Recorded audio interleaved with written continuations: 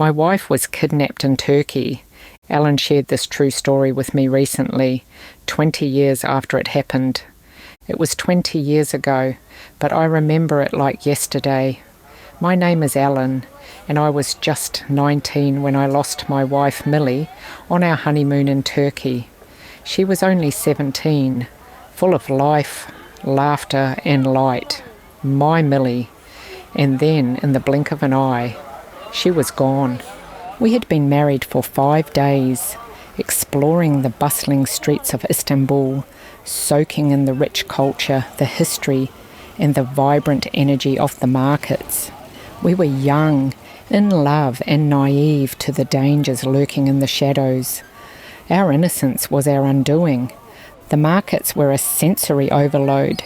Spices perfumed the air, merchants called out in melodic Turkish, and a sea of people surged around us.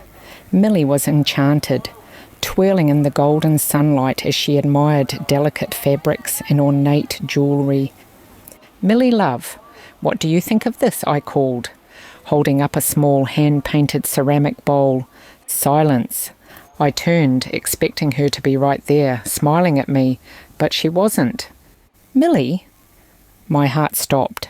I spun around, scanning the crowd. 100 faces, none hers.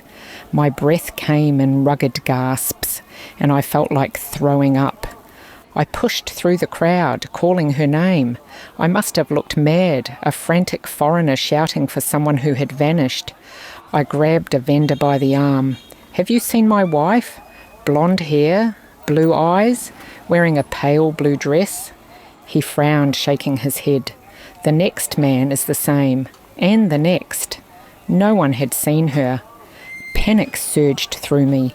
I ran down the street, looking into every stall, every alley, every shadowy corner. I yelled her name until my throat was raw. People stared, whispered, and avoided my gaze. The police station was small, tucked between 2 busy streets.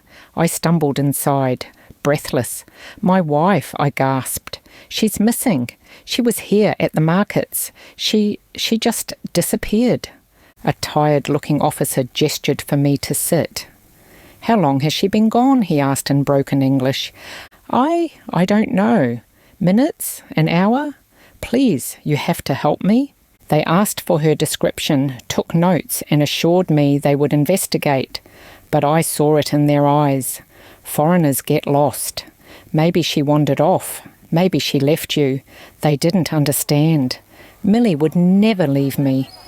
I searched all night, tearing through the city, begging anyone to listen.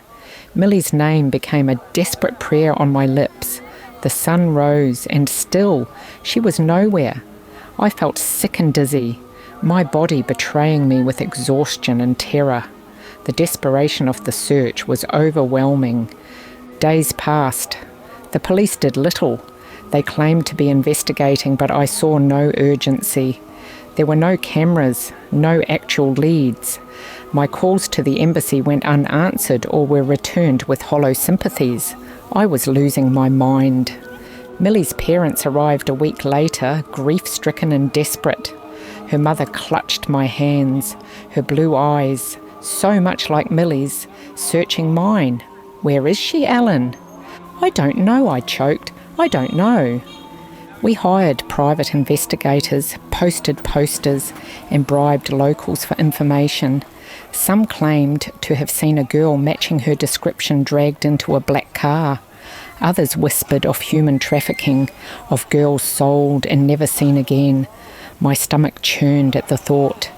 We followed every lead, every whisper. We scoured hidden districts, dark alleyways and seedy establishments. I faced men with cold eyes, who shrugged when I demanded answers. Money changed hands, but the information led nowhere. It was like chasing a ghost. Weeks turned to months. I refused to leave. I couldn't. What if she was waiting for me? What if she were locked in some dark room, whispering my name, hoping I'd find her? The thought haunted me, but hope is cruel. It keeps you breathing just enough to let the pain sink deeper. 3 months later, I boarded a plane back to Australia without her. The guilt was suffocating. I replayed that moment in my head. What if I had turned around a second earlier? What if I had held her hand and refused to let go? What if? I was 19 when I lost Millie. I'm 39 now. I never remarried. I never stopped searching for her, even from afar. The nightmares still come, dark figures pulling her away, her screams swallowed by the crowd.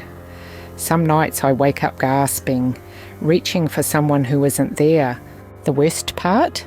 I never got to say goodbye. The lack of closure is a wound that never heals.